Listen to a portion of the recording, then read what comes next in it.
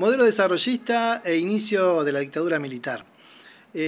Para pensar el desarrollismo, como adelantamos algo en la clase, hay que pensar primero el contexto internacional, en donde, como dijimos, hay un bloque de países, un mundo bipolar, como dicen los historiadores, el mundo capitalista de un lado y el mundo comunista del otro.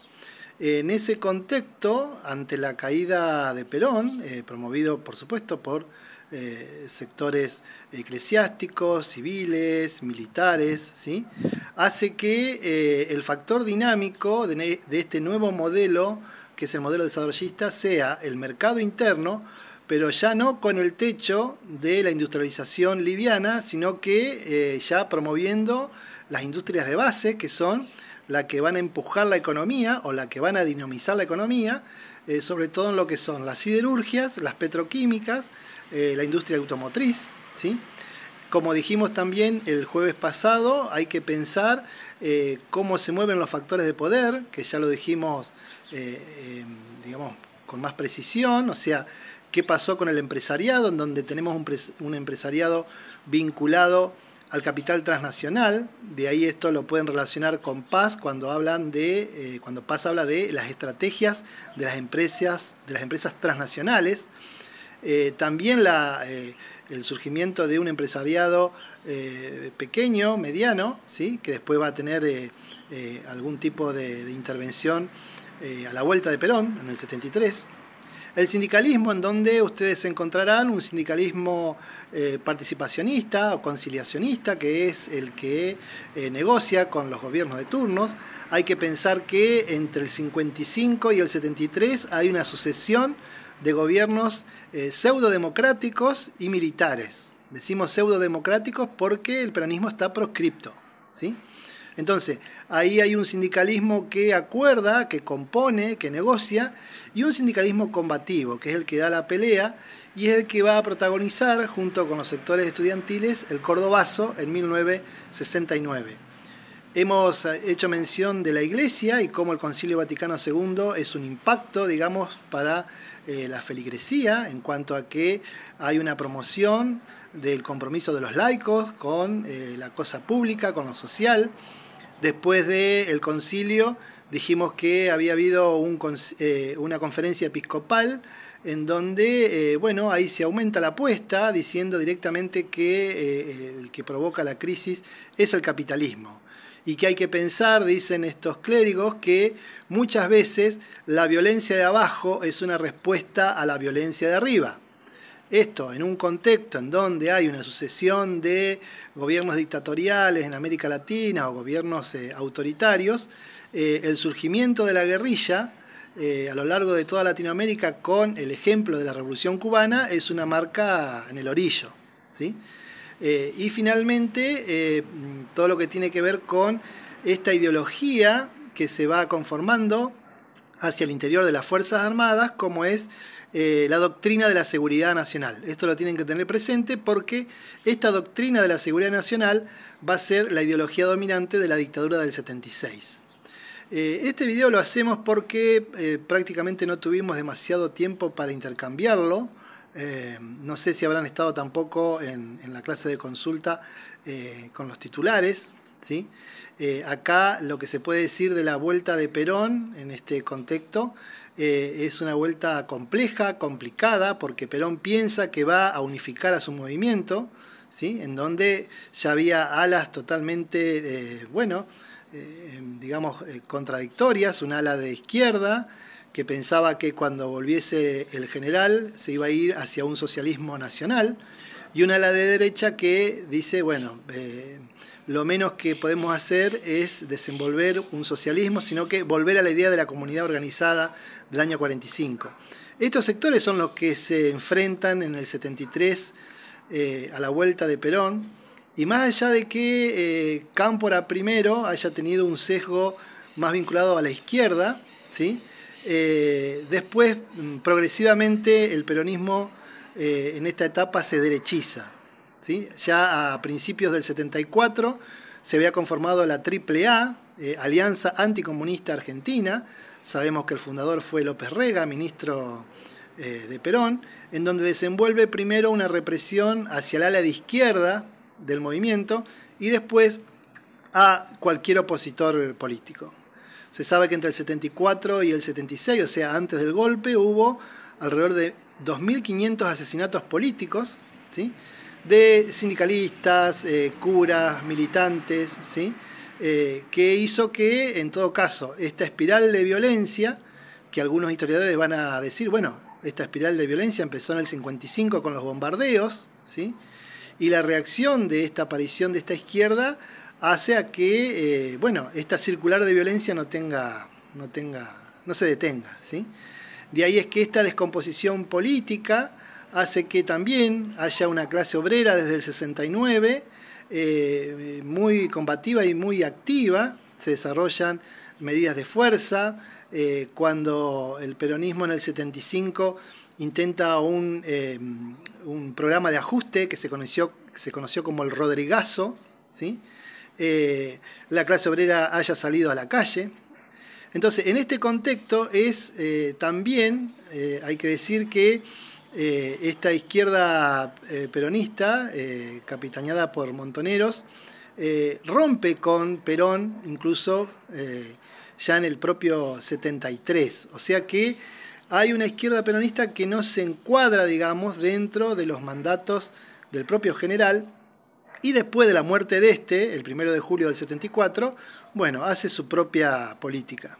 Aquí algunos autores rescatan el testimonio de un ex militante montonero, cuando dice, me estoy refiriendo a Héctor Ricardo Leis, cuando dice: nosotros en el 73 hubiéramos tenido que dejar las armas, ¿sí?, porque ya estábamos en un contexto democrático. En esa crítica lo que aparece es que justamente esta izquierda esta izquierda armada, diríamos, sigue su accionar, y hace que en el año 75, primero en febrero del 75 y después en octubre, la propia Isabel Perón, que era la que había quedado a cargo del Poder Ejecutivo después de la muerte del general, firme sendos decretos de aniquilamiento de la subversión, ¿sí?, o de la llamada subversión. Esto hace que el ejército, bueno, se encuadre, digamos, dentro de este decreto y comience lo que sería un ensayo de represión muy similar al que se desenvolvería después del golpe, ¿sí? O sea, acá está el operativo Independencia en Tucumán, desde principios del 75, y desde octubre de ese mismo año, después de un intento de copamiento de montoneros de un destacamento militar en Formosa, ahí también la represión sea mucho más fuerte, ¿sí? Por consiguiente, el golpe de Estado del 76, nosotros decimos que es un golpe cívico-militar, porque hay una descomposición política manifiesta, ¿sí?, pero también hay un contexto internacional en donde hay una crisis de otro tipo, distinto a la del 30, pero una crisis al fin, ¿sí? Crisis del precio del petróleo, crisis que tiene que ver con la disputa entre el Estado de Israel y los distintos estados árabes, ¿sí? Esto hace que también podemos decir que hay una modificación en el entramado económico, en donde empieza a tener más visibilidad la valoración financiera. Visibilidad. ¿Qué significa esto? Significa que el golpe de Estado nosotros lo tenemos que pensar en dos movimientos. Por un lado, las características del proyecto económico de Martínez de Hoz, y por otro lado, lo que es el disciplinamiento social a través del terrorismo de Estado.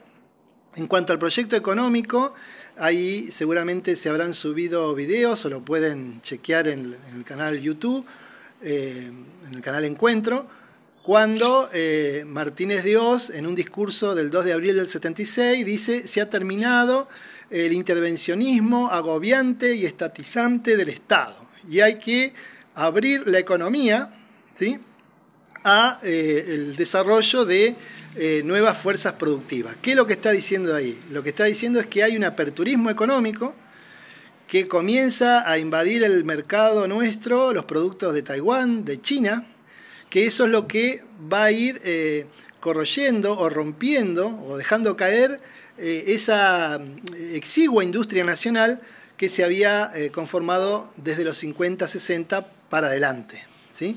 Entonces, hay, por un lado, un aperturismo económico, se fomenta la especulación financiera, esto es, la sacada de crédito de los grandes grupos económicos en el exterior, ¿sí? Y estos créditos después, en el año 82, se estatizan, que es la fabulosa deuda externa que después tiene que enfrentar Alfonsín y que, como ustedes saben, 35, 40 años después todavía estamos sufriendo. Entonces hay un aperturismo económico, hay una especulación financiera, ¿sí? Hay una reforma financiera que favorece, digamos, a esta especulación y por consiguiente una mayor concentración y centralización de capital en grandes grupos económicos. O sea que acá aparece un nuevo actor que son los famosos grandes grupos económicos, que son empresarios argentinos que se han vinculado con el capital transnacional y bueno, hay nombres, Pérez Compán, Sogma, Loma Negra, Macri, el padre del que fue presidente, ¿sí? Que son los nuevos beneficiados de esta política. Algunos autores van a decir de que esta política no se hubiera podido desenvolver sin el terrorismo de Estado. Aquí el terrorismo de Estado significa que el país se divide en zonas militares. Esas zonas militares estaban a cargo de regiones enteras del país. En el caso de nuestra provincia era el segundo cuerpo de ejército con asiento en Rosario. Se comienza una práctica novedosa para la época, como es la desaparición de personas, ¿sí? En Chile había habido un golpe en el 73 con Pinochet a la cabeza, que estuvo 17 años el tipo, y ahí con algunos opositores había desenvuelto fusilamientos. Esos fusilamientos públicos se sabe que a la Iglesia Católica no le gustó mucho, hubo un planteo ahí del Vaticano y se dejaron de hacer. De ahí es que los militares argentinos, teniendo presente, digamos, esta anunciación, digamos, desenvuelven esta práctica que algunos autores van a decir, bueno, vienen de prácticas que también habían realizado los militares franceses en su ocupación en Argelia, sobre todo lo que es la desaparición y tortura de personas. En todo caso, la desaparición de personas sí se dice que es una marca, digamos, argentina, porque fue muy novedoso, ¿sí? Ahí, dentro de los desaparecidos, ¿quiénes tienen? Tienen a, militantes sociales, sindicalistas. Hay un porcentaje que sacó la propia CONADEP, ¿sí? Que el 30% de los desaparecidos son trabajadores, el 25% son estudiantes, el 17% son empleados, ¿sí? Nosotros como docente, nuestro gremio CETERA, nuestra entidad sindical, cuenta con más de 630 desaparecidos, maestros, maestras, jardineras, profesores universitarios, ¿sí? Esa es una marca, una muesca que tenemos como sociedad. Hay que pensar también que este disciplinamiento social tuvo que ver también con, la censura, ¿sí? Hay miles de exiliados, ¿sí? Y esto hace que esta dictadura, se haya impuesto a sangre y fuego. Bien, estos son elementos centrales que ustedes tienen que tener presentes. Este breve video es nada más que una enunciación de ellos y quedamos comunicados por cualquier pregunta. Chau.